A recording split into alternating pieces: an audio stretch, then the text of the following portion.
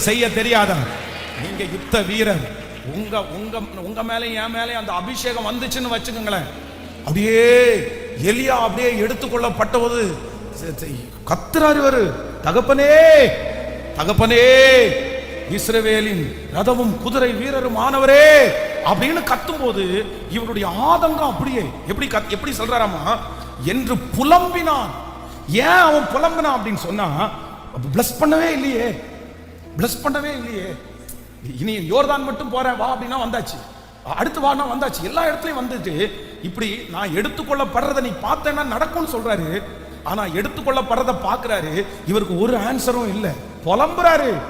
இல்ல இதுக்காக நான் உங்களை சேவிக்கல, நான் இத்தனை தூரம் வாஞ்சியா இருக்கிறேன், நான் எப்படி உங்களை விடுவேன், நான் எப்படி உங்களை விடுவேன், நீங்க எங்களை பிளஸ் பண்ணாமலே நீங்க போறீங்களே. அப்படியே பார்த்துட்டு இருக்கும் போதுதான் எலியாவின் இடத்துல இருந்து என்ன விழுது அப்படின்னு சொன்னா, அந்த சால்வை விழுது. ஹல்லேலூயா ஹல்லேலூயா. இன்னைக்கு நிறைய பேர் மேல ஆவியானவருடைய சால்வை விழுது.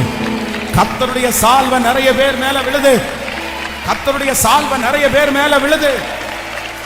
Thank you Jesus. ஆமென். யோசேப்புக்கு அவருடைய தகப்பனார் ஒரு சால்வையை